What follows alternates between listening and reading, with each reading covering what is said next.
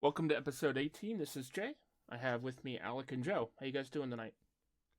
I'm doing well. How are you doing? Doing Hey good. Jay, Hey. doing good, man. So we're here tonight because this is our 1 year anniversary of the show. Congratulations, guys, for making it. Woohoo! I'm like a cheater. I think I've got like 10 months, but I'll take it. Yeah. I mean, you were on pretty A early. part You of were a it? guest pretty Yeah, yeah, early. yeah. Yeah, I'm Yeah. happy to be part of it. Yeah, it's a big achievement. How many episodes Yeah. are we at? This is 18, which Man, is Yeah. pretty good. I mean, more than one a month is pretty good. I mean, most I mean, podcasts don't make it past 10, so that's Yeah. really good. I think the last podcast I was on, the Charge and Spike, I think we made it to 7 episodes before we fell apart. yeah, the nature of podcasting, right? Yep. I So, mean, yeah. sometimes life, takes you. Yeah, Yeah. gotta go with So it. one of the reasons we're Yeah. we're pre-recording this a little bit in the future because Alec is getting ready to move. He's leaving the area. He's still going to be on the podcast in the future, but he's moving up north. So I am. Yep, and we're not sure when exactly we'll be able to post again. Probably sometime in July. Oh, I mean, I know you and Joe. You guys can handle it without me. I mean, if we get a lot more old Umbreed stuff and we don't get to Yeah. talk about it, I feel like Jay and I will have to do that. Yeah. Fair enough. Yeah, I'm definitely super excited about Lumbri. I finished painting my at the time of recording this my Bodan Lesnoy recently. I really hope that I guess that's actually his name. I was really hoping that was like a pseudonym like they did with Infernals, where like all the characters had like pseudonym names and then they replaced them with something else. But it seems like Bodan Lesnoy is his actual name. Hey, you and I both got one. Did you have a lot of extra supports and like gunk and stuff on yours? Oh, or yeah. was you okay? Yeah, I removed Because a mine ton. was And all mine like was really rough. little ones that didn't make sense where they were placed to me. Yeah, like I was trying to use like a tiny because my little metal dental tool, Yeah. like it was too thick to get into some of those spots. Yep. So I was trying to use like the edge of like one of my knives. Yeah, I basically used an X-Acto knife for all of it. Yeah, that's what I was using. Yeah. I think it was a He good has model though. Yep. Yeah, I love his model. I think the non-alt sculpt is really good too. Yeah, Like, I'm hoping that the actual model's bigger. I don't know if you've looked at the size of but a lot of the Mark IV models so far have been like a larger scale, where like the old Warmachine was 28 to 32. I think they're the Signar. there's a like heroic 32 or something Their like heroic that, right? 32 is like, and this Yeah. model is at least the one I got is definitely not heroic 32. It might be 28. It's scaled to the size of like an old plastic winter guard guy, effectively. I mean, he's Yeah, bigger my than first sword Kane. feels so small. Is he bigger Is than he? Kane? I have him next to Kane right now. He's bigger than Kane. He's about Magnus's height. Like obviously his staff and the bird make him bigger, but his head's about Magnus's height. I guess Kane is just short. He's a short king. I guess. I mean, Who'd have thought? I put him next to I'm holding him next to a Winter Corps Shock Trooper Pikeman, and like his head is the size of the tip of the guy's weapon, and like he looks like a very short, small, frail person compared to the Shock Trooper. He looks really skinny next to Hasker. I'll Yeah. tell you that. Like Hasker looks like beefy, Mhm. and this guy looks Yeah. old and frail. But I that's mean, what he's He supposed is to an be. old frail guy for I sure. mean, maybe. It's just weird. It feels like the scale is off to me for some reason. You know, he kind of feels like he feels like Sevi almost. Like you know how Sevi used to feel like old and skinny. That's what he kind of feels like. But like the actual size of the model is smaller than a lot of the models they've released so far. And like I don't know. I'm looking at him next to the Rowdies and to Black 13th, and he's about the size. I mean, if you look at him, I'm comparing him to the Rider on Yana. I have a Yana out that I had a second Yana, and so I've been converting one up for Old Umbri, and he's about the same size as that Yana, but that Yana is like small because she's riding a bear and on a large base, so she's smaller than the rest of the Winter Corp characters. So I don't know. He felt like a much smaller model than I'm used to painting, at least for the Mark IV models.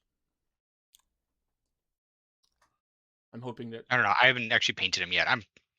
Well, I don't know when I'm gonna paint, but I have my paints packed up right now, and then I haven't. They're coming with me in the truck, so when all the movers come and move everything else, I should hopefully, fingers crossed, have some time to paint because I won't have anything else to do. Yep, that makes sense. He has So what do you think of rules. the what do you think of some of the rules? What do you think of some of the they've showed us painted models now instead of just 3D renders? Do you like them? Oh, I think they're beautiful. Yeah, all the models I've seen I've liked a lot. I really liked any of you guys look at the Feral's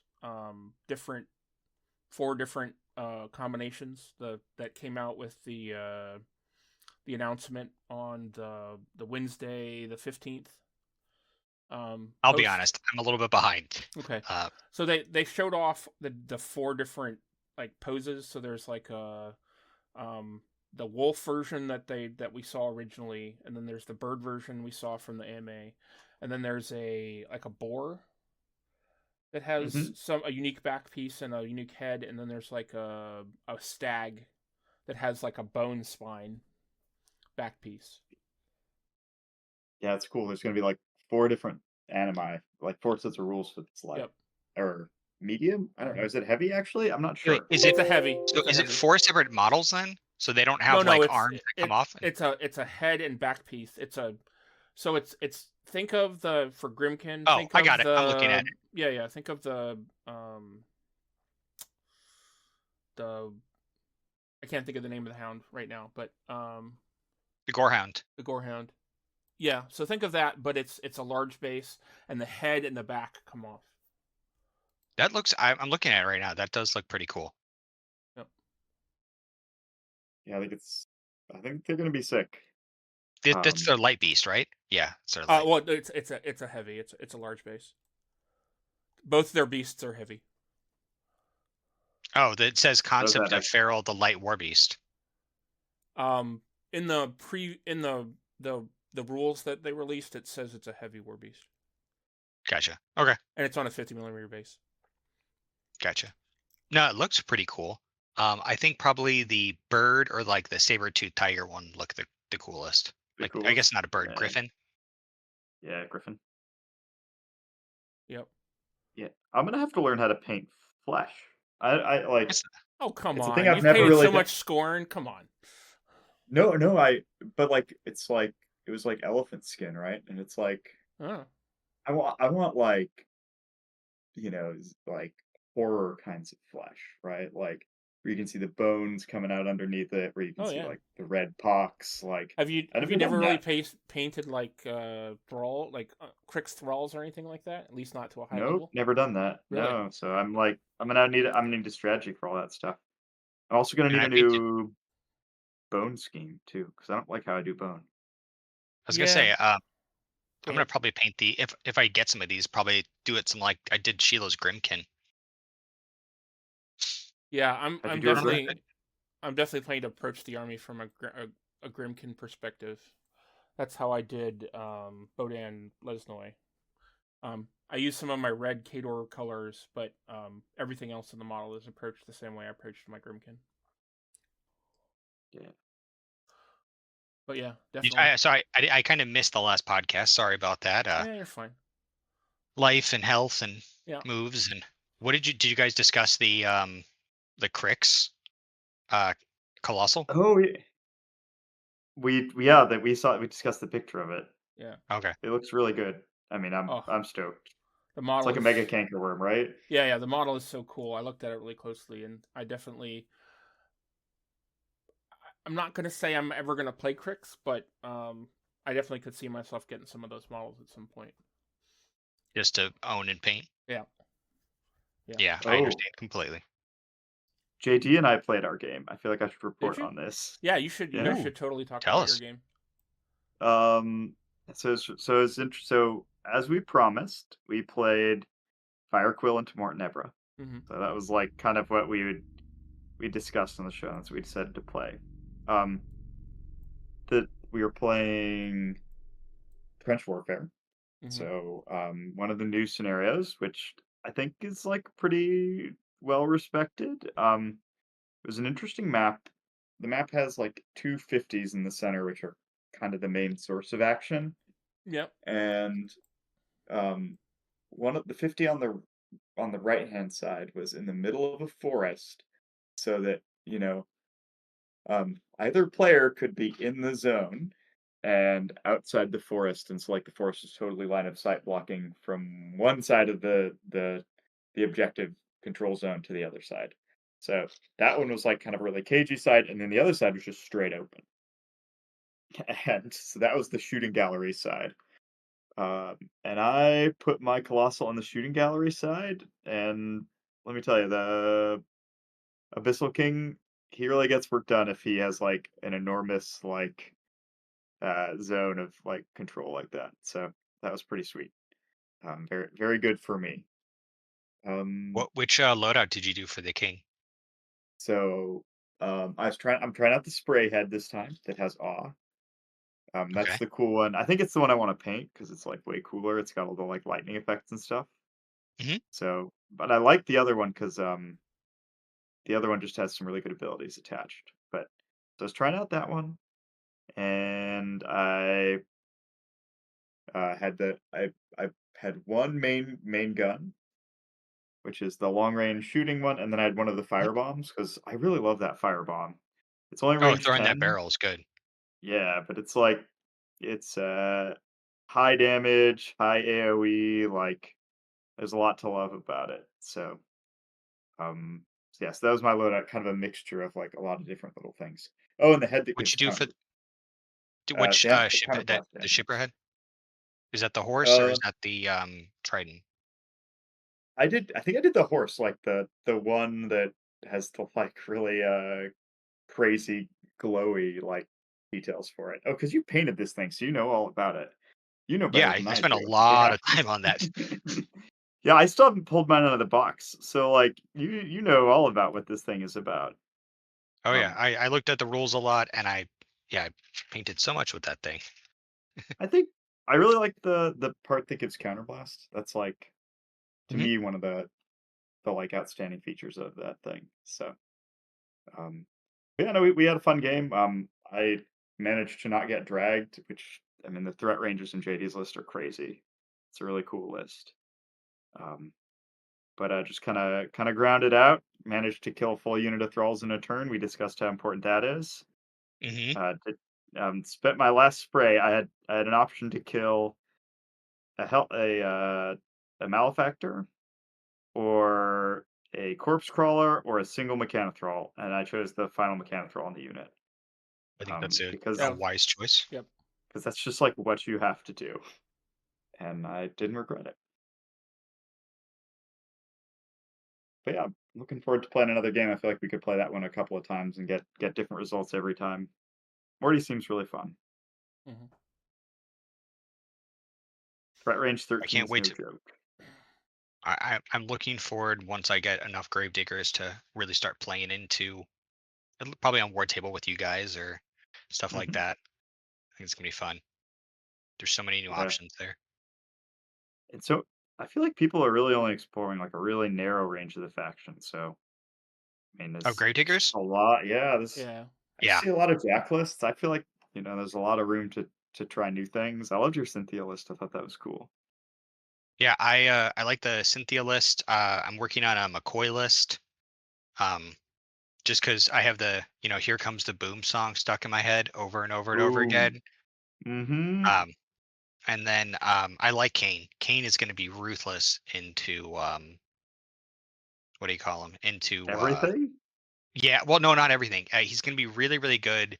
I think into Crix. And well, I think Okay. Cynthia is also going to be good into Crix, but I think he's also going to be good into Dusk. And Dusk has always Oh. been my boogeyman. Probably because Me all the too. games I played against Taylor. Mhm. But that's one of those things. But I really like McCoy. He looks like he's gonna be fun. I'm printing stuff for Taylor right now as my last prints before my machines get put away, and I'm doing it because I'm going to cut the legs off the bottom of McCoy, and I'm gonna put the walking tank that the dwarves had as Oh, 4 legs really? instead of 3.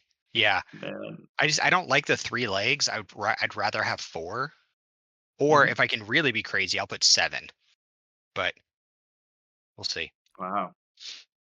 Man. So Yeah, you're gonna take the dwarf battle engine, and are you applying the legs to McCoy, or are you? I'm going to apply the legs to McCoy. Huh. So I've already been looking at how it's supposed to go in, and I think it doesn't look like the legs are attached to McCoy. I might be wrong, Mhm. but I think if I do, I'm gonna have to cut them off the dwarf engine, and then I'm gonna have to just space them evenly around, and I'm gonna have to tuck them in a little bit, or I'm gonna have to make some sort of like a rocky base to have it come up so that the legs don't impede Yeah, movement. I mean, because like Or it's maybe I'm crazy and I have one leg come out front. because you're dropping it from 120 millimeter base model down to an 80 millimeter base model. Yes, and that's Yeah, that's why I gonna have be to be very wild. careful with how I do it. But I think it's gonna be fun, and you know me, I like doing silly stuff. Oh yeah, no, totally. Can't That wait to see it. fits. Yeah, You I should bring mean, it to Nova, man. It'll be Yeah. so we can see your work. I'm probably gonna bring some Menoth and Gravediggers to Nova, just because I want to bring the Shrine again and get some more games in with it. Even though it's not that good, I still like it. Yeah. Menoth's on a tear right now, man. Well, All these Steam yes, tournaments. Yeah. People are saying they're part of the meta. What do you think Yeah, about yeah. that? They were in the top 3 best ranked factions, best ranked okay, armies at Bokor. Poker. Yep. No, so here's the thing. They're awesome. Was it Bokor or Adepticon? Bokor. Well, I'm definitely Just thinking Bokor. Yeah. Bokor. I think they had a good showing at Adepticon too. Yeah, yeah. So it's funny because they have similar lists to what I played, which I Mm-hmm. feel like I played against really good people, which is great when I played at Nova last year. Yeah. And you guys have all played against those lists, and you know that they can be mean. Yep. I think the problem is that they are great lists, but if they become one of the top meta and people start playing for them, then people just know how to deal with it. Like they're gonna bring more stuff that negates knockdown because then they don't have to worry about sacrosanct. Or they're going to get through tough by bringing things like silence of death, or they're going to bring other things to try to get through tough. So once people know how to work through it, Yeah. you can do it. But if you Yeah. don't, it's a hard gotcha. Like it is a hard thing. We're gonna have a hard time. Yeah. I mean, it's just like with Resnick. If you're spaced too close and it's his feet term, he's going to just remove chunks of your army. But once people know that, they spread things out. Well, not completely, but they try to make it so his feet isn't as good as it is. And Yeah, then they also you make sure lose a they lot watch of his it, line. right? Yeah. Yeah. And I think it's one of those things like if people don't know what they're going against, it does really well. But once people understand and they're prepped for it, they can out threat you and they can out damage you. So you have to play more on like a tactical side instead of just come in and beat face. Did either of you listen to the shoot, what's the podcast's name? Come on. Was Tried it and true. Machine? No. We're both wrong. Well, I know. I was like, I can tell you the ones I did listen to. that was also the my most recent strategy. Blightbringers episode. I am Uh, behind on them. I have not listened to them yet. So they had No, what JVM. did They they had talk JVM about? on, and they talked Ooh. about Bokur, and they talked about the team event a lot. Mhm. And they complained hard about Krios 2. They were like, Really? yeah, Love like it. Menoth was surprising. They were doing so well. You know, they had one of the best ratings, even though there was only two people playing them. And then like JVM's like, And oh man, Kratos 2 is so rough. You know, of course I'm used to playing against him, and Sacrosanct is a crazy spell. But like when his feet auto hits things, it's like you just can't get around it. I was like, Yep. ding ding ding. Yep. I've been saying that Ding, for ding. like since the Nailed beginning of it. Mark IV. Mhm. Hey, I have never disagreed with you. I just Yeah. said there are ways that people can deal with it. Yeah. But no, if you give me the alpha, I will take apart your But army. it was hilarious hearing top level players talking about it and complaining about it. Though it was so good. It was so good. Yeah, because you're like, I'm finally vindicated. Yeah, exactly.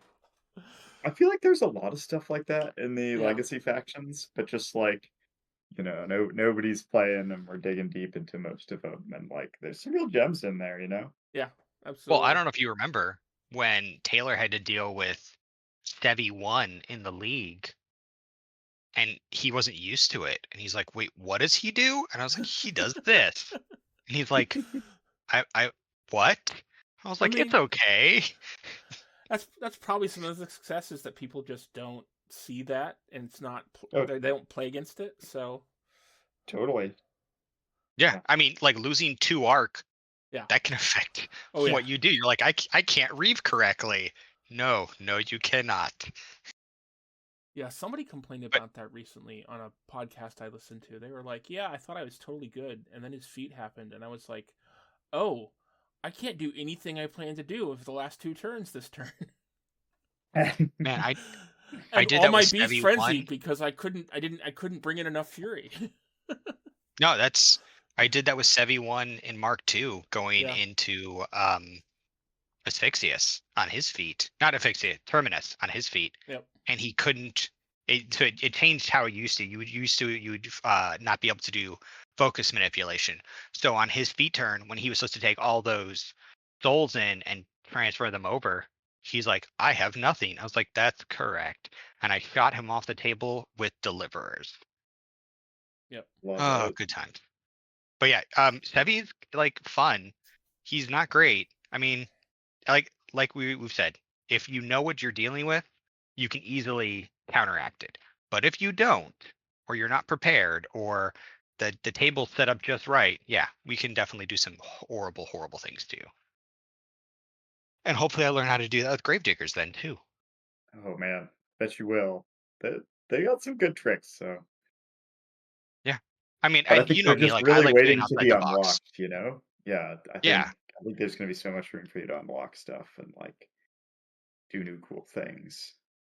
Actually, someone was talking to me the other day about the thing you said, Joe, about my Resnick, and when I played Resnick too, and how it goes from standardized play till both my adjudicators are dead, and then it's game 2 on how is Resnick going to try to win the game by himself, Mhm. because I'm just going to go full on out. Like, perfect. My 2 adjudicators are dead. I'm ready to go. Like, all Yeah. right. This is the But I spot mean- I've been playing to get into. I mean, that's how I'm probably going to try to see if I can do silly stuff like that with Gravediggers when you know everything is out. Yeah. I think it's gonna be fun. Like, man, doing 3 gun mages with Black 13th and Kane and Bulk, or no, Baldwin. What was that guy's name? Falk, the solo. I think What does he that's do? he's gonna give what is it? It's not counterblast. When you get shot, you can shoot back. Oh god, sounds horrible. I'm I just already out. blanked on what the name of it's called. I don't Reciprocate. like it. Reciprocate. Yeah.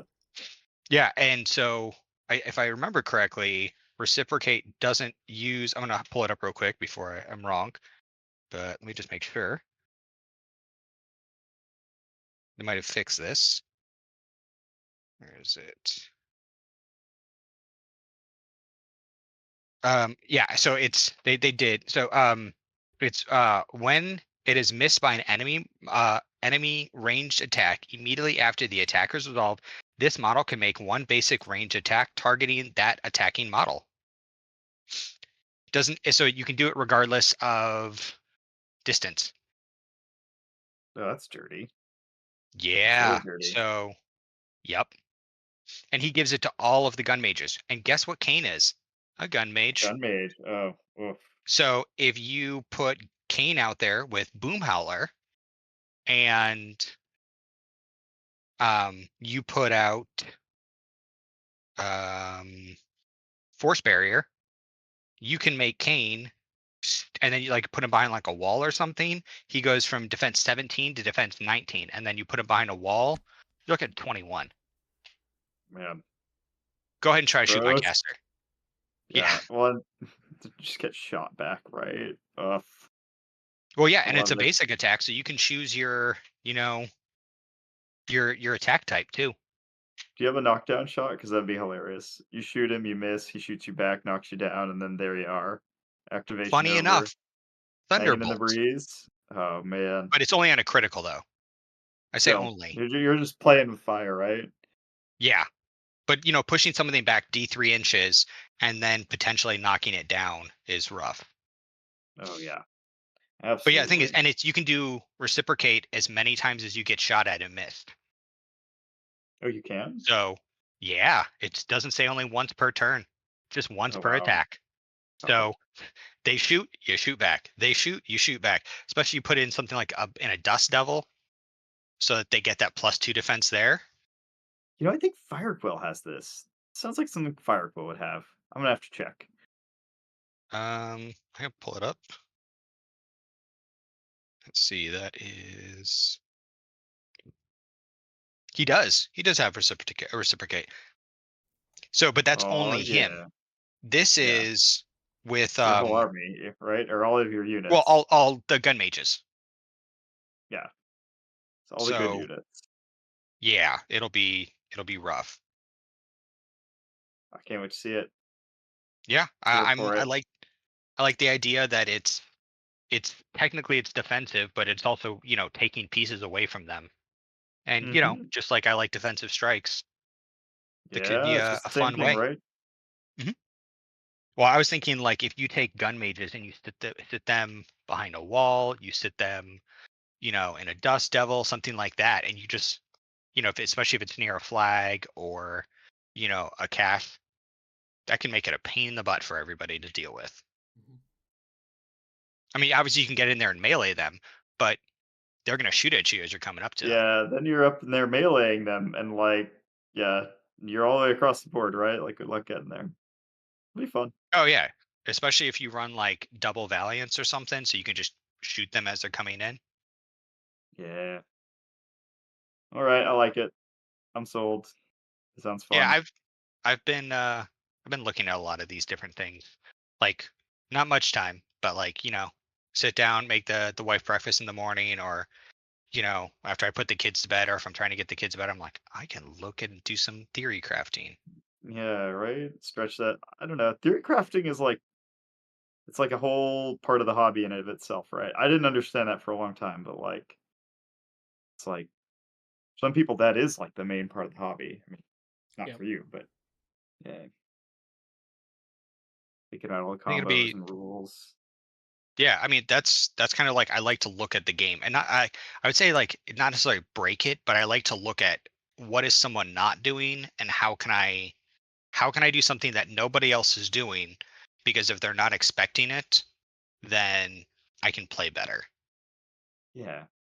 Well, it's fun, right? When you find something and nobody else knows about, and then you do it, Yeah. man, that's satisfying. It feels good. Yeah, and then people take your list and they go and win, you know, things. uh and then people are like, "Hey, Alec, do you have any Menoth to sell?" And I was like, "No. I've sold or Hey, given away bro, most of it." I hear you have judicators. You want to get rid of those? Like, Oh, it's true. Like people are like, "I like that."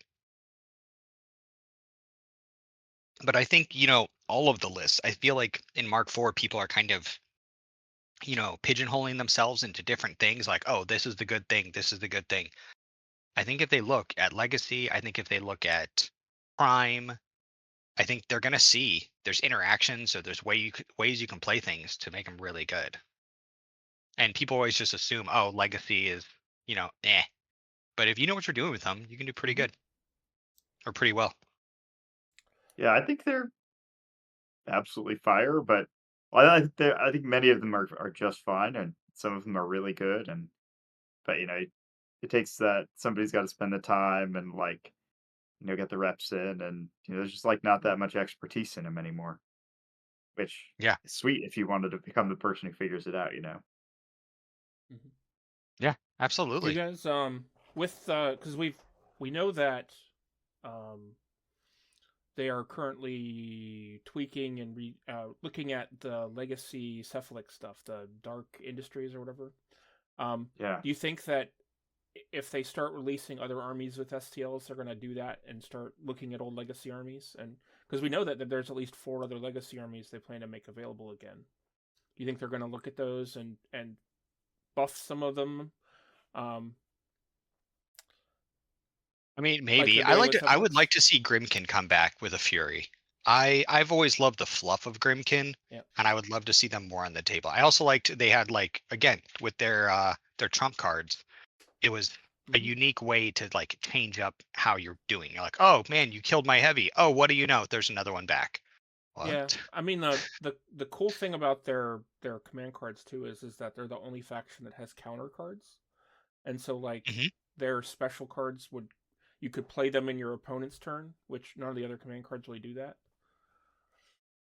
I wish that some of the other Yeah. factions got the ability to have those kind of cards in their lists. I think that'd be a good change to the way it is now. It's a really open and unexplored area of the game design, right? I agree. Yeah, that'd be fun. Yep. I mean, I like it, but I also feel like that's one of those things for Grimkin that I associate with Grimkin because when they had their cards in Mark III, I mean, or was yeah. it Mark? Yeah, it was Mark II as well. Yep. That was so new, and it really changed and changed how you play. You'd be like, oh, do I want to kill this? Maybe not, maybe, or do I want to walk in here or stuff like that? And I liked I kind of really associate with Grimkin because you don't know what's going to happen. It's probably kind of one of the reasons I like Hasker because he throws out those landmines and they remind me of the Wanderer with his stones. Yeah. Have they ever said whether or not his landmines are stand on? Can you stand on them or not? Have they ever ruled on that? I don't know. Not that I saw, but I'm also 3 weeks behind on everything, Yeah. or more than 3 weeks now, 3 or 4 weeks. I definitely haven't seen the ruling, and it definitely changes what he can do with the mines, whether or not opponents can stand on them or not. I didn't think you can, but I might be wrong. I don't know. Maybe one of our listeners can be like, no, at this point in time, there was an infernal ruling. And we'll be like, oh, well, That'd be great. I stand corrected. All right. So Yeah, I never even thought about that question. Yep. I think I've asked it Yeah, I once mean, or twice before, and maybe not on here, but I mean, it's a really cool idea. Yeah. Man, actually, so printing this stuff for Taylor the other night or tonight and getting so I had 3 of the printers that had issues and I finally got most of them working, and so that they're all set for everything. I was like, man, maybe I have enough time. It's 6 days. I could start printing some more terrain. Maybe print Alec. and then I was like, Yeah. Sheila would come home from her trip and she'd be like, what are you doing? I'd be like, oh, I'm printing more terrain. And then what's the phrase? And then the fight started. Yeah. Yeah. But I'm like, man, print that mining building, maybe some other stuff. Yeah, I'm definitely more excited about the terrain stuff than I thought I was going to be. I'll admit that I'm not a big fan of the alternate parts, at least the ones that they've Are you released kidding? so far. Dude, those ghost dogs. Oh no. Oh, No. those look so good to me. I'm going to do my entire Gravediggers straight ghost dogs. No. Yeah. I'm not a fan. What is Ghost Dogs? Tell me about it. So in the Warmachine 3D thing, one of the things you get is alternate parts for models, and the Gravediggers alternate jack parts and the alternate sculptor casts are for a specific Gravediggers sub army called Ghost Dogs. Second Army, isn't it? What? Yeah, it's the Trencher Army. Yeah, isn't it Second Army? It's a formation within the army. It's like a specific company or a specific battalion within Yeah, the no, army. that's so. Yeah. First army was Storm Legion. Second army, when I say army, I mean like corps. Like first, like you have I don't like think it's a whole division. I think it's a battalion or something within the division. okay. But yeah, Dude, it's I'm not even they originally kidding. talked about them. I thought they were going to be dogs. So what I'm gonna have to do is probably talk to Matt or someone else about printing all of those arms in resin, because I don't think they're gonna like. I looked Yeah. at them in FDM, and if I do it in a 0.2 and I adjust my settings, I can make it. But I think doing those alternate pieces in resin will just make it look that much better. Yeah, I agree. I definitely think those parts should be resin printed to capture the best value. Do you think that they're going to start selling them separately, like they've done? Because I don't know if you saw, but the Cephalix Cadre went up on pre-order today. Yeah, you can do it for $9, isn't it? Oh no, you're not talking about just buying the STL. You're talking about the actual Cephalix, like the physical models. It's $80 for the box. I think you'll probably be able to. I think they're going to do a box of this is alternate pieces for the Valiant or so on. Yeah. And I think that'll work. I like the idea, but again, I have friends with resin printers, and if I can't get them to do it, I will do it in FTM. I'm really happy with how some of those STLs have been worked out. Like I printed Hasker, I printed all that terrain. I don't know if you guys discussed, I printed terrain for Jay, and then I also printed for another one of the local players here. And so we're gonna have 2 full sets of the Crix terrain, which I think is gonna be fun. Heck, I might even print another set for me. I think you did a really great job. I saw the stuff you did for Jay. It was gorgeous. Yeah. Well, I think taking it on a 0.2 nozzle and then doing it at a 0.08 layer lines, that's what made the difference. And luckily having 4 printers, I was able to do it. Comparing those walls you printed for me at the 0.2 compared to the ones that we'd gotten previously, they are night and day different. It is crazy. Like the walls you printed for me recently, they almost look like they're resin printed. It's crazy how smooth they are. That's what that's why I if you remember when I was first getting into the bamboos, I was like, dude, these things, compared to when I had the Ender 3, dude, getting into a bamboo was wow. Yeah, but putting it on a 0.2 instead of a 0.6 or even a 0.4, it makes a big difference. And then slowing down the print time, doing the 0.08 layer lines, it makes everything look prettier. I mean, I'm thinking about when I get to New York, I already talked to the wife that I'm gonna probably do 3. I'm gonna see how much I can space it, but I want to try to do 3 of the Crix towers, 3 of the Crix buildings, the main building. Printing that centerpiece is gonna be such a pain in the butt again because it took me so many times. But now that I know how to do it, and then doing that bubble building. Hopefully, but I want to do a full set so that I can, because I'm hoping when I get up to the game store and I have all my Warmachine stuff and I have painted stuff, and I can be like, hey man, I know you have some 40K, I know you do some Magic, I know you do some Yu-Gi-Oh, I know you do some Pokemon, but if you give me a day, I think I can bring people in, and because that's what I do. I mean, I'm gonna have to obviously be settled and make sure everything's going well, but I think I'll just do the same thing I did when in other places, like when I was in Germany, and I was like, I'm gonna make a gaming group. Boom. And are you gonna be starting from scratch, Alec? Do you know? Yeah, there's so Syracuse is, I think, 90 minutes away or 2 hours away. Yeah. He's 90 minutes from 2 different groups, but they're both on the opposite sides. One's in Buffalo, one's in Syracuse. And they're 90 minutes apart. And there's 2 big groups. It's one of the stores that Ryder plays at, and I mean they're Acres, and there's some big name groups. people up there, but he's an hour and a half or more away from both of them. Okay. Yeah, it's gonna be fine. I'll make it work. Yep. And if need be, I will. I have Alec Jr. to play with, and I've started teaching Morgan. Of course, she wants Old Umbry because she thinks Umbry is awesome. I love it. Yeah. So Morgan, she laid claim up until at Mark 3. I had a full Kador army that she liked. And then when that was like when she was 6, and then she was 7, she decided she liked Grimkin. And then I was looking through other stuff the other day, and it was actually, I was rewatching the keynote, and she came over and sat on my lap, and she was watching, and she's like, "That's what I want." And when she's pulling Old Umbry, and I was like, "Of course, of course." Good Like, taste. Impeccable taste. You know how yeah, to raise them, Alec. They've got that she's making good choices. yeah. I joked with Sheila. I was like, "Look," I was like, "Morgan's gonna get on it," and she's like, "You better get that VA back up to 100%." I was like, "I know, we got to get it there. That I just need that just to pay for Warmachine armies." Yeah. Yeah, But no, I hope you're ready. I'm going to tap you to print a bunch of the Old Umbry terrain for me.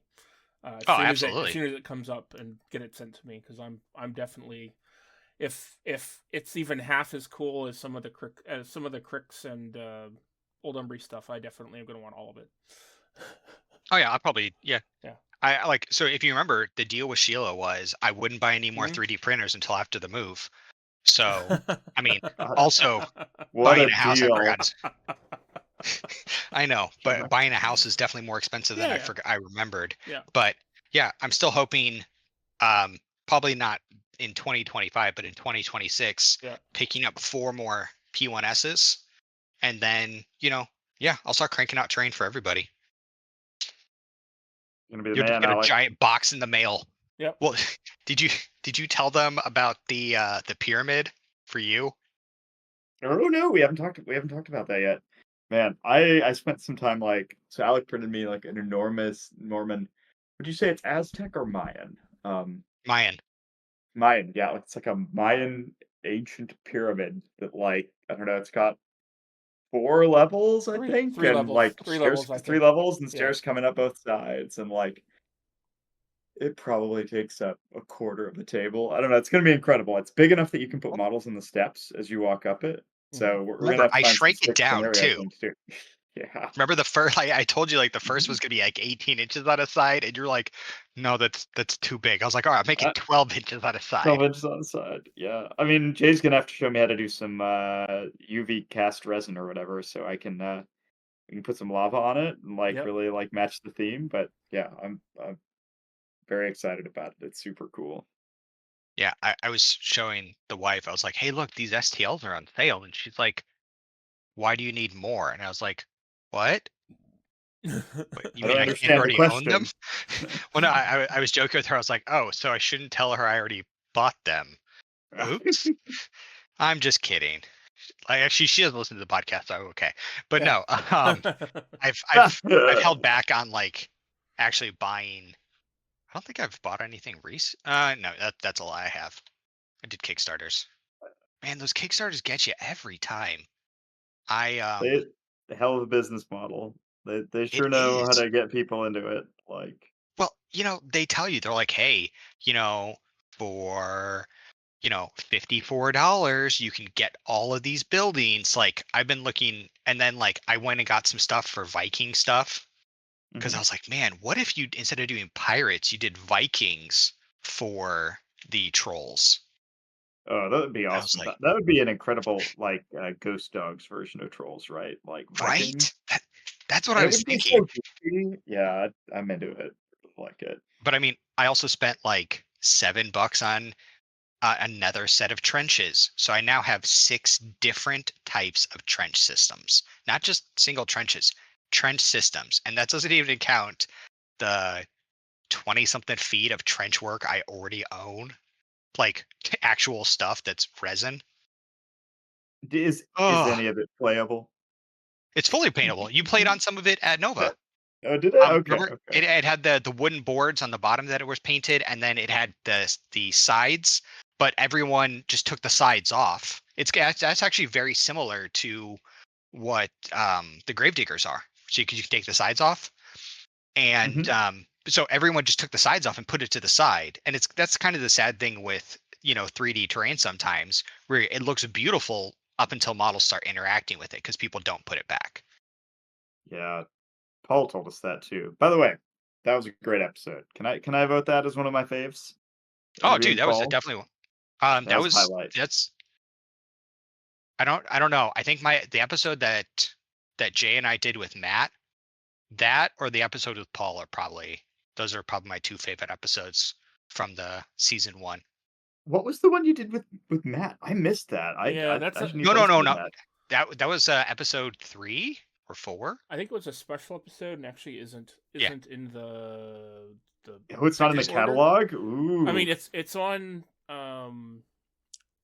We definitely released it to the podcast. I think it was a special episode. It wasn't in the 18. Isn't in the 18. It was the 18th of the previous one, and 18 is the first episode of the next season, I guess. This one we're recording now. And it basically was that they were doing the Kickstarter for the Strange Light, and he came on a couple days before it ended, and we basically in one night recorded and released a special episode about Strange Light. Matt. Yeah. You know what, Matt? I thought we were talking about, right? Oh, you thought? Yeah, you thought local Matt. No, this is there's Matt Gates. Yeah. There's 4 possible Matts. It could have been that Alec says Matt, and we have to guess which one of the 4 it is. Just ambiguous. Okay, but I know who it is now. Yeah. Yeah. No, that was a classic. Yeah, I did listen to that one. That's really good. I would love to have him come back on. Maybe for if they do another Kickstarter. Maybe, I don't know. We have more questions, more lore. All that good stuff. Alec, maybe he's already been on, and we talked about maybe Old he Umbry has. Oh, dude. Man, this move, I can't believe the move went from, all right, it's going to be first week of August till it's going to be May 30th. That is. Well, wasn't it May 30th first, and then it was August, and then it was May 30th again? Yes. But the difference, though, is when they initially told me May 30th, the very first time, I was going to have 4 months of planning. Right. And then they cut that to 6 weeks. Yeah. And that's I can't imagine, man. I'm already thinking about my move next year, right? And all the things that I have to do, and I want 4 months to get it all ready to go. And they were nope, do it. Where are you going to next? No idea. Or do you not want to say? Well, I just don't know. There is a world where I move up to Aberdeen Proving Ground, and I'm near Tried and True. I think that would be cool. Ooh. But I think DC is pretty likely as a place, or San Antonio. I think those are probably the 2 most likely options. I don't know if anybody plays Warmachine in San Antonio, but I bet they should. There's 5 Germans I know. Well, not Germans, that were Americans that were with me in Germany that are currently in San Antonio. Are there? Nice. I'm aware of several Texas groups because I keep sending models that people buy from me to Texas. So there's definitely people that play in Texas. I'm not exactly sure where they play, though, off the top of my head. Okay. Warmachine is alive in Texas. It is. Glad to hear it. It is. Well, Dallas, Fort Worth, and San Antonio. I can't say anything elsewhere. Yeah. I mean, if Sheila ever gets orders to Fort Bliss, I'll start one there. Oh man, I mean, I used to be at Bliss. That's where I learned to play Warmachine. Yeah, you and I taled about that because I was there. Oh God, almost 20 years ago. Yeah, I was before I was there for sure. But man, oh man, we're old. Huh? Who would have thought? Yeah. It happens somehow. Yep. Man, so we were talking about STLs. So they're going to be doing this month. The STLs were the Cephalics. Yep. And then next month, if I remember correctly, let me bring this up. Have they shown that off yet? I thought they talked about it. Don't they always do a preview? Yeah, or am I wrong? I'm not aware of it having come out yet, but I also am not currently subscribed, so it's possible that they've shown it to you guys. All right, hold on. Let me open it up. Let me log in because I don't keep anything logged in because sometimes I used to do that, and then my kids are like, "Hey, Dad," I'm like, "Oh no." Uh-oh. No, I don't think I ever told you about the story where Alec Jr. went and bought a couple of different things on the Switch. Oh man. It's yeah. I read a story this week about a kid who bought $4,000 worth of lollipops and had them delivered to his house from Amazon. Mm-hmm. He said That's he wanted to kind have of a awesome. carnival. I It saw is that. kind of awesome. I can't imagine what I would do. I mean, it would be fine, but oh my gosh. Like, what do you do with that many lollipops? How much does that I weigh? I mean, it's got to be a lot, right? Hundreds pounds of and pounds. pounds. Does it bring them all to the weight room? Just lift them. It's your new ballast. Love it. So Trying to see. while Alex Where's looking that drives? up, I've been looking at some of our old episodes and descriptions of them and things. And Joe, you were actually on our second episode. You were a guest. Was I? Was Yeah. that when? Must have been when we were talking about Siege, right? We were talking about Siege. Yeah, it was. So you've only. I mean, you've been a host of the show. You haven't been an official host of the show for the whole time. But since the second episode, which was since the end of June, is when the Oh, episode really? came Yeah, out. no, So okay. I yeah, guess I do have some good credentials. Those Siege episodes were fun. I really enjoyed doing that. yeah, It was so much work, but it was really worth it. And it's like, I don't know. It's hard to remember to do things like that, right? yeah. Like big upfront investment, but that like, really, really have good payouts. Yeah, we didn't really have the ability to.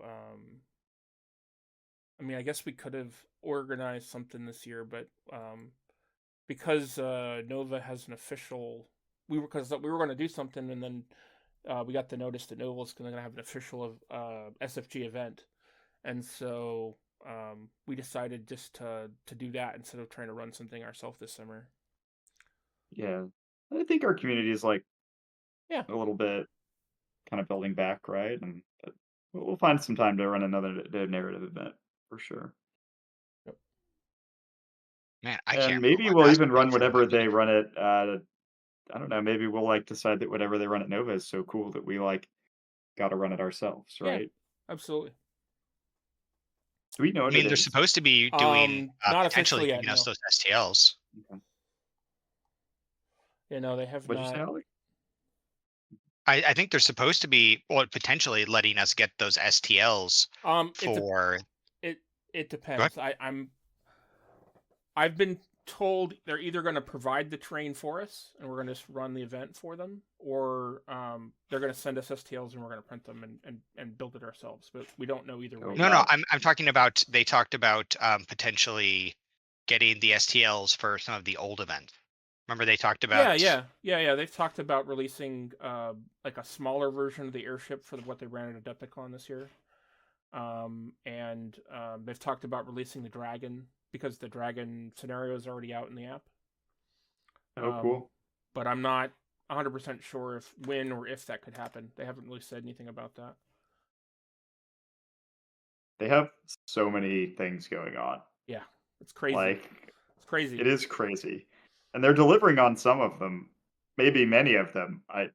It's impressive. Yeah. But yeah, so we definitely, so looking back at the season that we've talked about, that we've recorded for last year, looks like we spent the first episode was about the SFG takeover, right? Yeah. taking stuff over, and then we basically talked about the siege and prepping for Nova Open for 5, 6 episodes. Let's see, 7. What is this? Oh, 7 was the Great Paint Debate, which I think was a really good episode.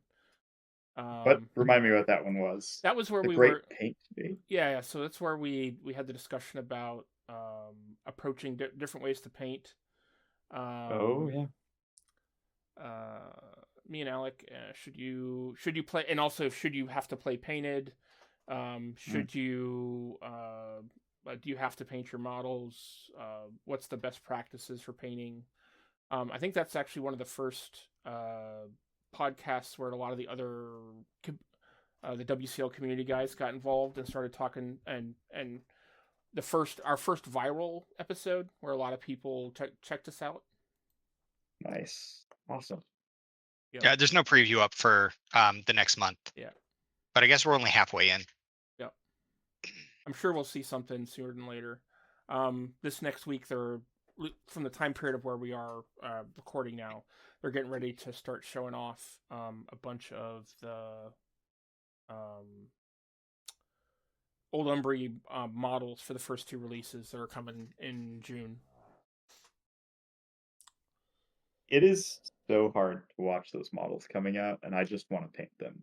And I still have a ton of trolls to do. I'm like, so I mean, I don't want to say this necessarily, but like, it feels to me like a lot of the especially some of the Old Umbry sculpts, it feels very much like they're either emulating or using sculptors that have sculpted like 40K works in the past. A lot of the details and the elements that are included seem like fantasy world, not real world gun, sort of sci-fi. What you'd see on a 40K orc, and the poses feel very 40K orc to me. It could just I was gonna say they remind me of like that, especially that Griffin from Bretonnia, the Warhammer Fantasy. But no, I get what you're saying. But I think when you're getting into that world, Old Umbry looks that way. Yeah. They're beasts. They're beasts too. I was thinking that the Gravediggers look like that. Did I say Old Umbry? I meant Gravediggers. I think that a lot of the Gravedigger stuff looks very 40K works. Man, well, we sure know that what are the trolls that come out in the fall? Yep. Those guys are definitely gonna look 40K orc. Like they kind of a little bit. Yeah. Yeah, that preview model that they showed off looks very much like it looks like a Catachan jungle fighter as a Trollblood. I mean, some people love it. I know. I know people who are over the moon for it. It's not my my vibe, right? I'm not interested, but JD's all for it. Is he? Okay. But that's the thing. It's like luckily with us, if someone likes it, we're like, that's awesome, good. Awesome, like, cool. And that's I think that's a difference between like, actually this brings up we mentioned in podcasts many ago, like the difference between a Warmachine player and a 40Ker. And like us, we're like, it's just not my thing, but we'll still play. We'll help them, whatever, give them advice on how to paint it, even if we don't like it. Whereas like, we don't trash them. Like, don't get me wrong. I said, I don't like ammo wrapped around the body. That's just my personal thing. But like, if someone likes it, we're like, heck yeah, man, you do you, and let's help you get it even better.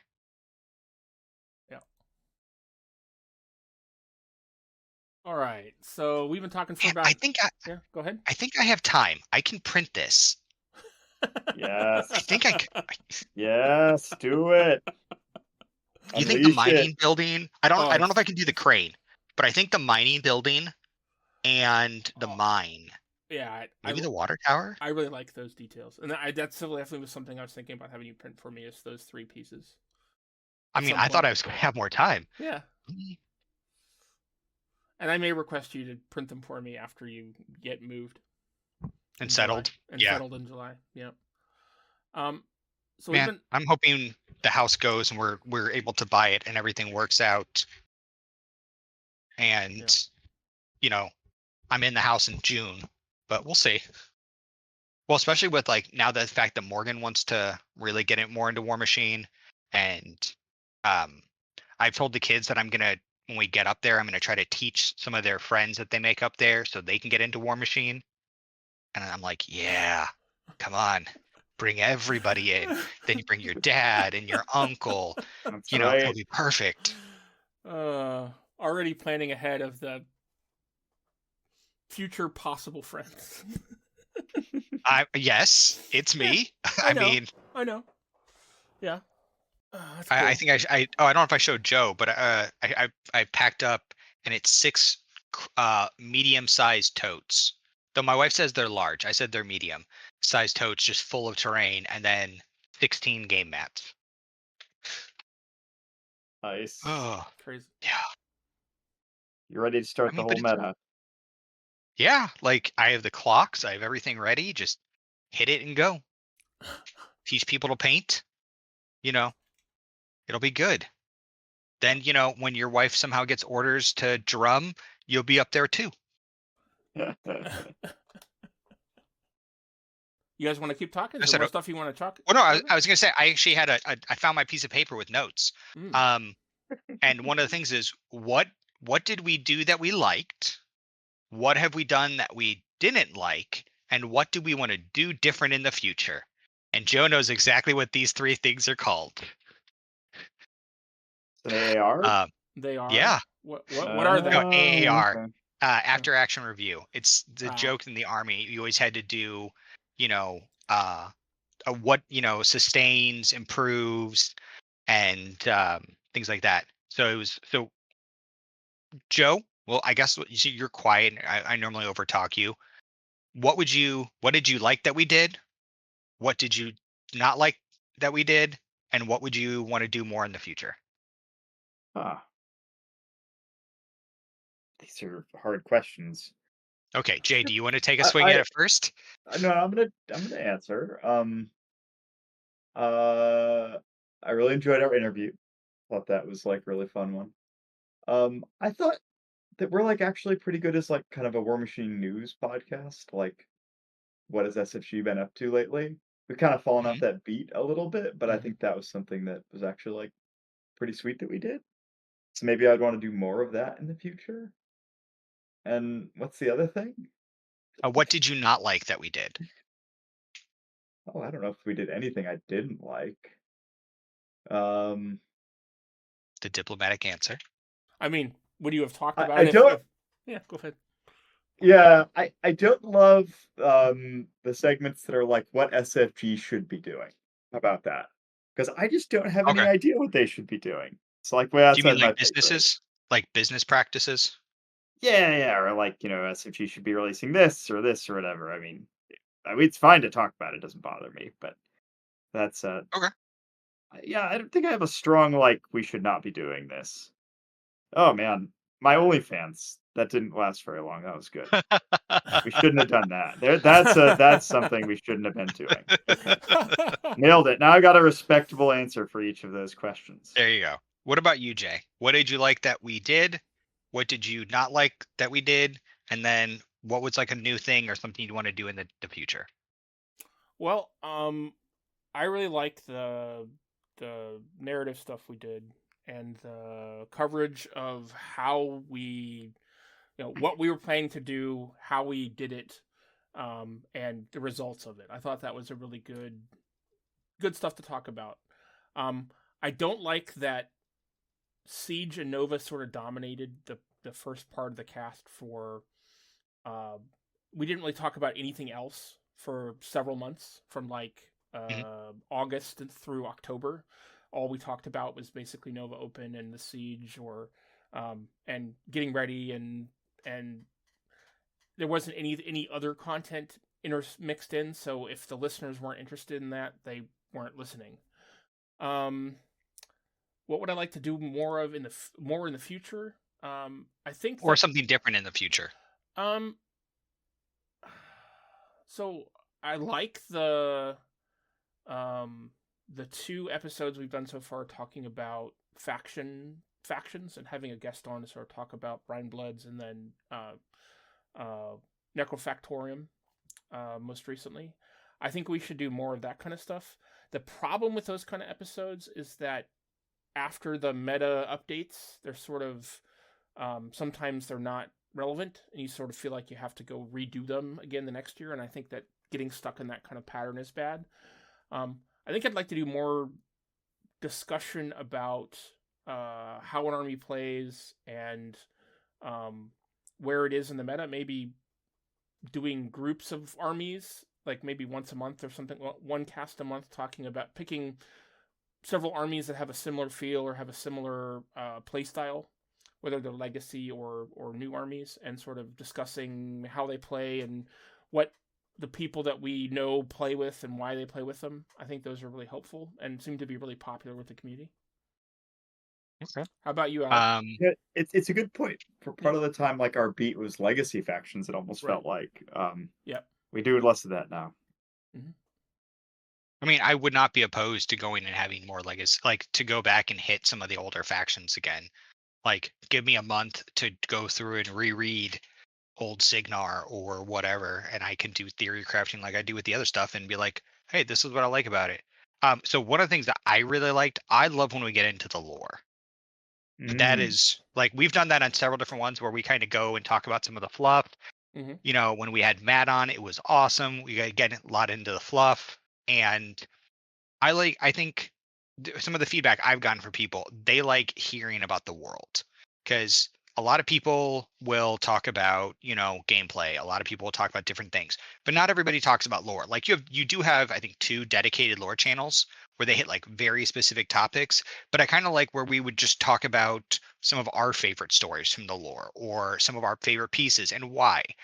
And I would like to see that if, you know, we could actually go, if we didn't want to just talk about like Menoth or Scorn or Brineblood or Kador, we could actually look like I'm sure there are ones that all of us have that are Grimkin or Legion of Everblight or stuff like that. And I'd love if we could, uh, like, I like that we did that, and I'd like to see more of that in the future. I'm trying to think, it's stuff that we didn't like. Oh, you Can't got to think of answer this anything one. there. You posed the Yeah. question. No, I know. I don't have like I'm pretty happy with how everything went. Just like I actually like that with us, we have such different opinions on a lot of stuff. I Mhm. think that really works well. Like, you know, we not that we have like hard like, oh, I'm gonna kill you over this opinion, but like we have different opinions, and I think that's a good thing because we can give, you know, counterpoints. And sometimes you're like, maybe we change someone's mind, maybe we don't, maybe we change each other's minds. But I do like that we can each see it from a different perspective. Like we can see from like gameplay wise, oh, you know, are you super into tournaments, are you more casual, are you in between? Or when we would talk about painting styles and do you need to play painted, or do you want to speed paint versus do you want to do like high quality, or, you know, again, somewhere in between. I like that we did that, and I'm hoping in this coming for this coming season, you know, I guess season 2, so from 25 into 26, I'm hoping that when we see more stuff from SFG on the narrative packets, the Journeyman League packets, God, things like that. they've been talking about that for so long, and the fact that we I don't know. have any info, that just it boggles me and is a total feel bad. I mean, they seem to mention it all the time, and then there's just nothing or about when we could expect it or when we should expect it. It definitely I mean, needs to they're doing happen soon. so. Here's That's the the thing: thing I'd love to SFG cover. is doing a lot of stuff, Yeah, and so I'm trying to give them as but like much are they patience doing? as possible. Have they bitten off too? So here, let's talk about let's jump into a topic that kind of is what Joe says we shouldn't talk about. But Well, have I don't think it's that we shouldn't talk about it. It's just yeah, like for me, this one is like less right. Like, have relevant they to bitten me. off more than they can chew? And I think Oh, the I mean, answer the is answer has to be yes, I think the answer is yes. right? I think the answer is 100% yes. They're How trying to could it do too not be much. yes? Right. Yeah. But also, they probably need to expand because they are still. You got to remember, like SFGs is not only doing Warmachine. Yeah. They're doing the other Kickstarters. They're doing their 5e supplement system. They're doing all of those things. So they're trying to balance all of that. And I mean, maybe Warmachine takes more of a front and center, maybe not. Um, I'm I'm hoping I don't necessarily need it to be front and center, but I'm hoping that they're able to dedicate maybe some more resources or some more people into it. And I think that will help. I think it is kind of front and center for them. I feel like they're putting a lot of effort into it. Well, they are, but like so if you open up their website, so I happen to say this because I did open up their website just a second ago. And because I was trying to find the so there's 3. Well, let's see. So when you open it up, the first thing is you have Warmachine on the left, then you have delve into the epic encounters, and then you have Elden Ring, which is their new Kickstarter. And you go down and it has their role playing books, it has their board games, and again, so it's like a third. Each is like a third, a third, a third, and there's Warmachine where it has the miniatures, and of course it's just showing Kane. So I think that they're still trying to, you know, manage all of those things. Oh yeah. I mean, So are you guys subscribe to their newsletter? Mhm. I mean, I don't know if you open those newsletters very often, but it's very rare to get Warmachine content. I probably get maybe 5 or 10 a week, and maybe 1 or 2 of them are Warmachine related. Yeah, it's other stuff. Yep. That's why I said like it's fine. I understand they are Yep. trying to do a lot of stuff. Yeah. I just wish they would possibly maybe hire more people. Well, But I don't know what their finances are or if yeah. they can. I mean, for me personally, I think they're just talking about Warmachine specifically. I think they're biting off more. They're spreading themselves too thin Warmachine wise. So currently, there's like 3 or 4 different subscription services. There's subscription for the app. There's subscription for the 3D printed models. There's Mini Crate. They're releasing an army a quarter. It feels like they're pushing way too much stuff out, and I'm worried that a lot of that stuff they're going to lose quality. And I won't say that I think that anything that's come out so far is necessarily lost quality. So a lot of the stuff is really beautiful, but I definitely think that some of the stuff is not as up to snuff. And the longer they proceed with this sort of full court press of stuff, the less and less quality we'll see, is my opinion. But that's me.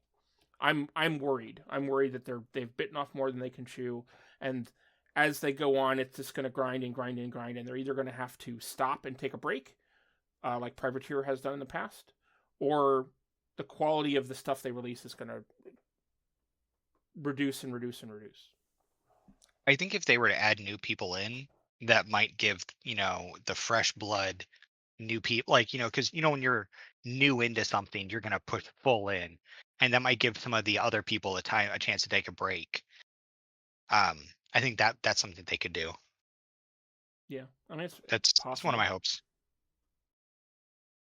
Awesome. Joe, you got an opinion at all, or you good? I don't know if this is an opinion.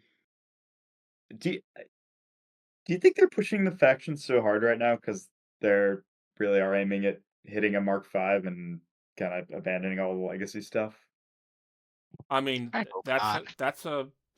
That says a wild speculation. I guess. I mean, we do know that they're, and for anyone that isn't aware, there was an interview with Matt and Rich that got put out on wargamer.com, the place where they did the AMA. They did an article about a week earlier that you can find, and it does say that there's a new edition of Warmachine coming in the near future. I am both pretty confident that at least some of Legacy is going to go away, but at the same time, they've talked about adding new, bringing armies back, and they're making the Cephalix models printable, and they're updating the rules. So it feels weird that if a new edition is a year away, maybe it's 2 years away, but if it is in the near future, why would they be working on bringing that old stuff back unless there's some plan to keep that stuff moving forward? Yeah, you got to keep that stuff. Well, I think they might be. Sorry, Joe. Go ahead. Yeah. I'll say the other thing is, it feels like if they want to build the game, they need to have a lot of hype, which means they just need a ton of momentum. Yep. And they've committed to that. Mm-hmm. And I mean, it's like you said, it's going to be like, can you execute, right? But strategy doesn't feel wrong to me. But you got to deliver, Right. So, but I think this I think is better some than people, if they'd bought it and just if they'd bought it and just kind of continued business as usual and had done a lot of this stuff that gets old players excited. Right. I mean, that's how you die. I think that's how this becomes a real failure. So I'm optimistic that at least the strategy's good and the execution's been good so far. So we'll see if they can keep it up, right? Yep. That's the test. Agree with Joe there. The test is whether or not they can keep up the quality and the spirit of the game, and not. I think they're trying to do that though. I think they're also talking about trying to bring in. So you talk about new and old. I think they're trying to get as many of the old factions updated so they don't have to worry about legacy. How many people want to play old Signar when you have trenchers and you have Stormblades? Storm Legion. Sorry, Storm Mhm. Legion. The Cephalix coming out, people are super excited about that. But they also got new stuff. So with Grimkin, if they were to bring Grimkin back, give them, Well, let's say, two Grimkin new is one of the units. armies that they're going to be producing again. They've already Yes, said but that. I'm saying that if they were to put two new units, a new solo or two, and they already have one already that they can. They have what's his name, the guy in the rabbit. Yep. If they were to bring them and maybe one new caster or another journeyman, I think that would bring fresh blood into Grimkin, and that would probably both bring in new players and bring your old players that may be on the fence. If they did that with Grimkin, if they did that with Crucible Guard, like these are all factions, Convergence of Cirrus. If they did that with these other factions, Well, I think it's not as intensive as, like, for example, let's bringing out Zoom In off. I have to say at least one episode. But that's an entire rework. well, No, here, someone pointed out that I didn't talk about them on an episode, and I was Oh like, I'm man, sorry, I'll make sure I mention it. yeah, you've been But falling off the wagon for that for sure. I have darn health Let the problems in a pressure up. move. Yeah. But no, so the reworking like that, like, yes, we've heard lore about them, but that's like in a complete rework of a faction. It's kind of like with Old Umbry. That's almost a complete rework of Circle and Grimkin and Kador and making them mash and work together. Well, And here's a crazy idea. Like, let me throw something in here based upon what you're saying. Here's a crazy idea. So they release a Cephalix cadre for Crix, and it is so popular and so interesting, and so many people are like, well, why can't I use that with my legacy Cephalix army? That they decide to start releasing the Cephalix STLs as an army that's printable, and make the new Cephalix cadre work with the old stuff. So what's to stop them now, that since that's such a popular idea, to when Old Umbry eventually gets a cadre? Well, maybe that cadre is a little Grimkin-esque, and it can work Oh with man, Grimkin. yup, I see the vision. And then Mhm. when Trollbloods, the new Trollblood army comes out, and it's the Jungle Fighter army, and they get a cadre, who's to say that cadre might be able to work with old Trollbloods? or Pharaoh.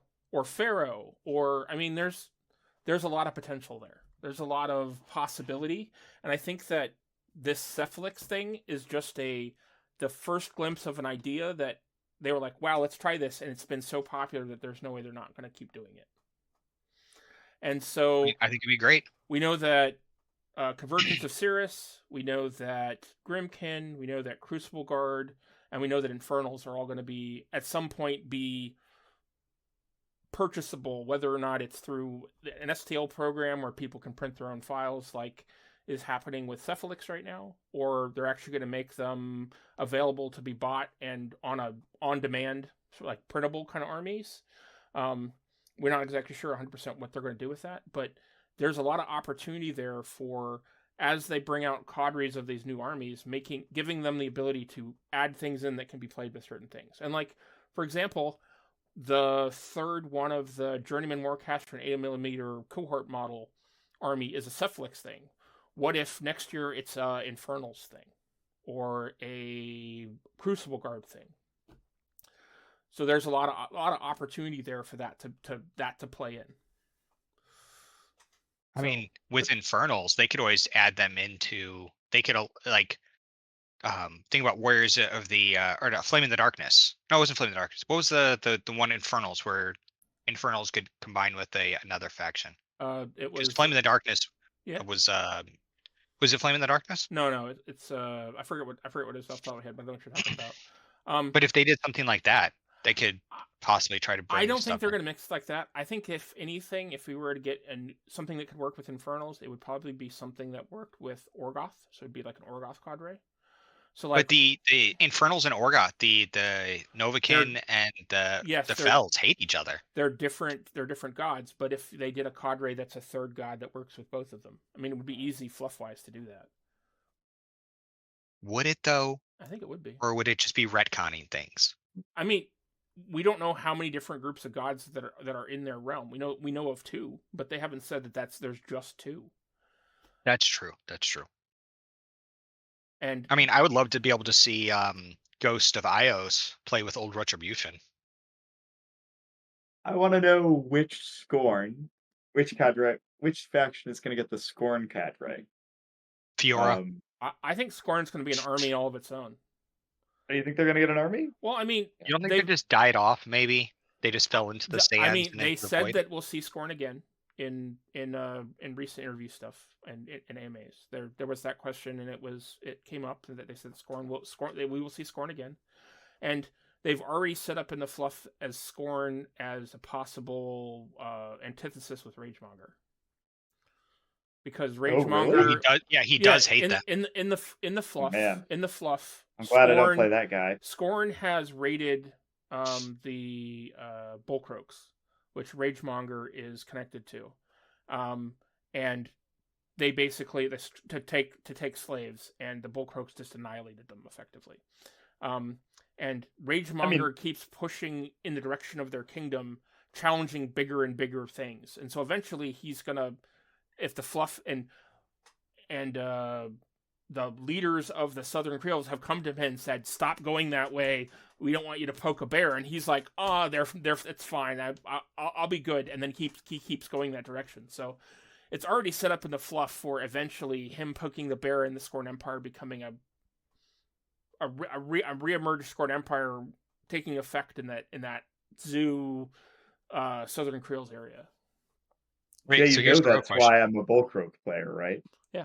I'm just a Scorn guy raiding the Bullcroaks. Right. That's all it is. That's all there. Are you saying that? Perfect.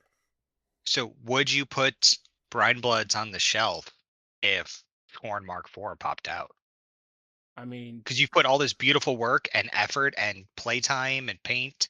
Alec, he's talking about on the shelf. He's about talking about putting them on the shelf because Old Umbria is so pretty. I think Old Umbria is way more enticing to me than New Scorn. Right. Like, I've played Scorn. I have a ton of Scorn. Yeah. I love it. It's well painted.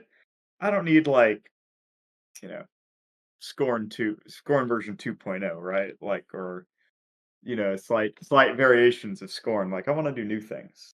That's where my head's at. No, okay. But yeah. Plus, Old Umbria, man, it's got the Rush Animus. So, It does. It's basically like, Scorn. For me, if they give me Zoo Menoth, I'm going to have to go to the wife and be like, all right, so I need $1,000 for new Menoth. I need another $600 for Gravediggers. Alec Jr. is going to need probably another $300 for his Chimera, and then we're probably going to need to throw $1,000 in for Morgan when she gets in on it. And she's just going to look at me and go, really? If it's some really cool version of Scorn, then I'm in. Oh, yeah. If it's just like, reskinning of Scorn, then I'm not that excited. So we'll have to see how wild they go with it. I mean, if you look at Crix players, like I feel like new Crix is pretty similar to old Crix, but people jumped in on it. Oh yeah. I mean, but that that's the kind of thing that wouldn't get me for Scorn.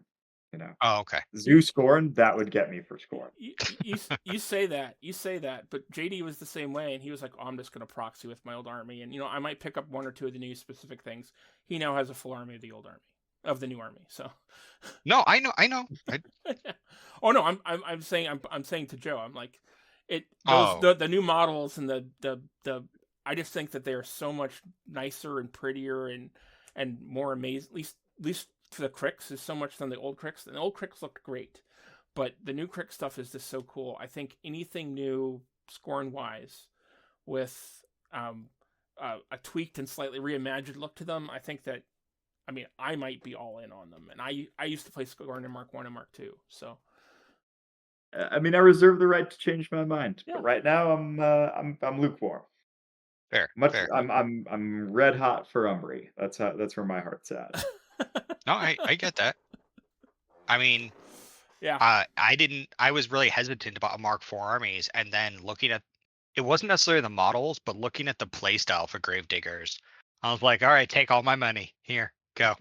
Yeah. So and Joe, now we're waiting. Good.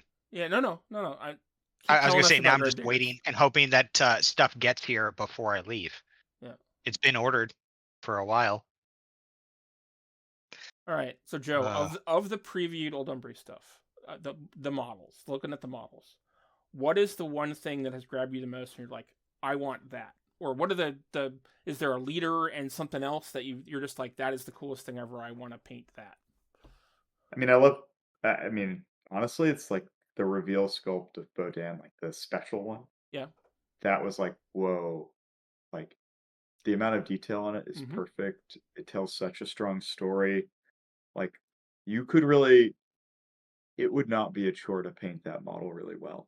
It's right. It really. What color are you going to go with this cloak? Having done it, I'm gonna go red. I'm gonna do studio scheme. I'm gonna do maybe non-metallic metals. I'm gonna do Zorn palette. Like, I'm not going crazy. I want it to look like that. I thought it was really good. Yeah, I went purple for the main cloak, and then the red leg. So originally I painted the whole thing purple, and then I noticed, looking closely at the picture, he has an under clothes that he has on, and then he has the sort of cloak on top of it. And so I went back in and painted his sort of the underclothes red, and then but the cloak on top of it is purple, and that's because purple is the main color that my Grim can wear, and that's what I was inspired by to paint them. Yeah. For me though, the thing that really has grabbed me is the I think he's the leader that comes in the first expansion. He was in the trailer from Adepticon. The guy that looks very much like Vlad, that has the sword on his back. He's like standing, and he's sort of in like a feral looking armor, and he has a big, like, huge two-handed sword. He looks very much like Vlad used to. I think that's the model that really has grabbed me. And then I also really like the bird solo. Have you seen the rules for that thing, Jay? Yes, I was looking at it. Oh my gosh, it's pretty cool. It's wow. Yeah, those seem really fun to. Well, I don't know if they seem fun to paint. I like how they look a lot. I'll paint them and see what I think about it. The other model that has really grabbed me is the sort of like wolf shaman, beast shaman solo that's in the Adepticon trailer. Oh, that looks like the Skinwalker. Yeah, it has a staff and then like a bone skull. Yeah, it's a little bit like the Skinwalker from Circle. Is it the Skinwalker champion, right? What's his name? The Lord of the Feast, a little bit like the Lord of the Feast, but as like a mage. Oh, similar, yeah. As a mage, I think that's the guy. There's a solo in the army that we haven't seen rules for yet. That is, supposed to be the one that sort of like lets them become the beast. So you know how there's like the one war beast that can invoke the beast and let the marked infantry turn into the shape, that lets them shapeshift. There's a solo that does that too, and I think that's that model. And so I definitely see myself wanting to play with more than one of them. I think it's a really cool model. It's the thing I'm most excited for, but I don't think it's in the first two boxes. It'll probably be in the first expansion box with the infantry. The Strix is really, just horrific looking. I can't wait to paint that. Is the Strix the character beast? Yeah. Yeah, that is a crazy beast, and it is very, very focused on doing one thing very, very well. Well, and I'll play the heck out of it too. Yeah, me as well. And I probably won't paint any of this stuff until the Strix is the bird maybe monster, next year, but... the guy, like Griffin bird monster. That was in the announcement video. Yeah. That's the beast that comes in the cadre box with Bodan Lesnoy. There's one of their other heavy beasts. The feral or the primeval? The primeval. I think the primeval is pretty interesting, and it feels like the feral. You could build a feral that's like a beast in combat, but the feral is really like your the beast that provides the things that makes your other beasts crazy. Mm-hmm. Yep. Yeah, it gives you the animus and the abilities that make your other stuff, other models and the crazy. And then the primeval is the thing that can either is like a support piece that's also an arc node, or it's a straight up like melee combat monster, or it can be a defensive piece. It's sort of your it can be both the skin and bones and the cage rager, depending on Yeah, which role you want it to that's fill. a great analogy. Yeah. Yeah. I'm not wild about the character unit. They're weird because like I was expecting them to be very different. Like each guy having a role that he does, and they seem very the same with like slightly different weapons in Yeah, their I think they've roles. talked about this that like, well, that they don't want to do these character units that have like three Yeah. wildly different models anymore, just because it's complicated, and I think it's a great choice. But I that do being and I said, don't. Yeah. the aesthetic to them looks weird to me, with the rest of the army. So Yeah. I'm not like talking about the rules. I'm just thinking like, they to me they don't quite match the like Baba Yaga horror vibe that Yeah. like is so strong in my mind. So, but maybe there, I mean, maybe there is a story of like or some lore behind them that'll really Maybe. connect them in a cool I way. hope so. I think they're really interesting, and they seem overall very powerful what they do, but at the same time they also feel kind of out of place because at least for the little bit of the faction that we've seen so far, it seems very driven on um, models dying and creating corpses. So like some of the stuff like either gets a whole bunch of corpses or gives corpses out to things, or lets you spend corpses off of them to boost have your caster upkeep their spells, and or with the chosen where they have righteous vengeance, where if something dies around them, they get better. It seems These like guys do have that. yeah, that's what I'm saying. But like at the same time, there's also this replace mechanic that removes models from play that brings out their shifters, and that's the second half of the army that we haven't really seen yet. And that seems the need for sacrificing your own models to get corpses and having models die instead of being removed from play to trigger abilities, and then having the core like engine of your army being a replace and remove from play mechanic seems not coherent to me in some way. I'm gonna go with the less sophisticated critique that I just think the rules are boring. But You think which rules are the boring? for the chosen, Oh yeah, I mean they're just like beaters, right? They're good beaters. they're straight but up beaters. Like that's exactly what they are, and they and maybe that's like unique in the faction. I don't know, but after seeing like the craziness of the shades yeah. and like honestly, the hounds are dope. I'm excited to play the hounds in this faction. Like they seem a little more tame, but we'll see. I mean, I want to see the studio sculpt the lore of these guys. I think lore is what could turn them on for Yeah, me, I think so. right? Yeah. If I mean, because they have a they're sort of like dusk, night, and dawn are like the three like aspects that they represent. Yep. But then at the same time, like, how does that fit into the narrative of the faction? Yeah, it's kind of And my thing, right? it doesn't really. Well, not yet. At least not right Maybe now. they'll Not open right that now. up though, right? Yeah, Maybe. maybe they'll write that lore and you'll be like, "Oh my god, these Right. things. Can't wait to play them." Exactly. But yeah, I'm really excited for the models, and I think that for me, I'm really hoping that this is an army that really grabs me, because none of the Mark IV armies I've played so far, and I've played 3 of them now, and dabbled in 2 more. None of them have really grabbed me. Like this is the way I want to be playing the game, and I'm hoping that these guys do that for me. I think the models are definitely going to grab me. I definitely am looking forward to buying and painting lots of them.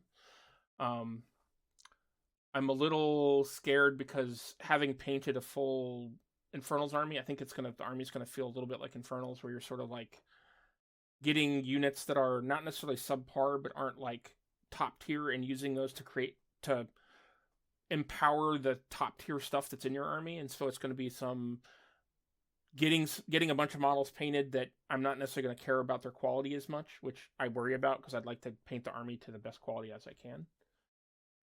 But at the same time, you could play a beast heavy army or a beast and character unit heavy army and just paint the really cool models, and maybe you don't necessarily need to delve into that the marked and shapeshifter stuff as much. But those shapeshifter models are really cool looking too. So who knows? Oh yeah, they're great. I'm gonna have to learn how to paint flesh and hair and like wing bits and bone and horn. Like you've got it, man. Yeah, that's gonna be fun. Yeah, I'm sure I can. It's like, but it's like part of it, right? Right. Like, you learn new things every time you paint something. Absolutely. So, all right. So, is there anything else you guys want to cover before we end the cast? No, I think I'm good. All right. Well, thank you. Well, I think I'm good, man. Thanks for, being here. Yep. Thank you everyone for tuning in. This was episode 18. This will be the first episode of our second season. I probably won't mark it as season 2, but it's effectively the first episode of our second year on the podcast. We'll likely be taking a break for most of the month of June. This will probably come out at the beginning of June. As Alec is moving. If something big comes up and there's a topic that me and Joe want to talk about, we will definitely do that. But we hope, Alec, that your move is not as difficult as you think it might be, and you're able to come back and join us earlier. But if not, we'll catch up with you in July, and good luck with that. Thank you. I do appreciate it. I'm hoping it's super easy and everything goes well, and Yeah, man. Good luck. While I've been a little bit quiet here, I've been trying to figure out how to put 4 mining extractors on a plate and how much time it's going to take to print with a 0.2 on a 0.0 in layer line. Man. That's why I got kind of quiet. I was like, hey. Oh no. I was like, should I do 1 or 4? Because if I'm going to do 1, I might as well do 4. I mean, at the beginning of the episode, when you guys were talking about Joe and JD's game, I was looking at all the new the rules for all the old Umbry models. So, that's understandable. All right, guys. Well, thank you very much for tuning in. Thanks for listening to us for a year, right? Like, that's pretty dope. Anybody who's been here the whole way, we really appreciate that. Absolutely. And we look forward to being here for you for another year and forward. Until you die. Thank you. And then in heaven, we'll be podcasting as well with you.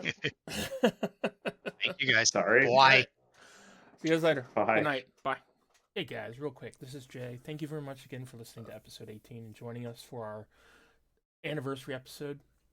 I just wanted to let everyone know that you can find more information about who we are, our podcast, models we paint, the things we're doing, the activities we're involved by looking down in the comments. You'll see our link tree, which will give you links to all of our different Instagram and Facebook and different groups.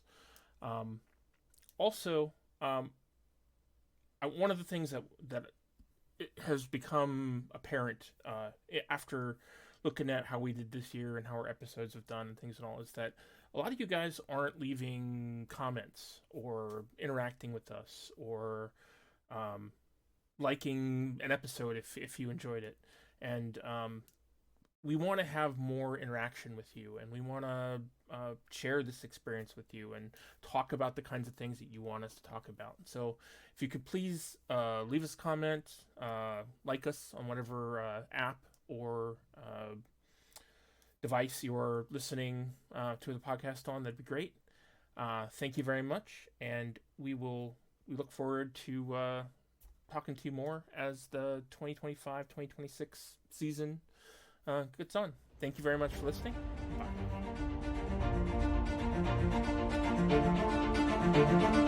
Bye.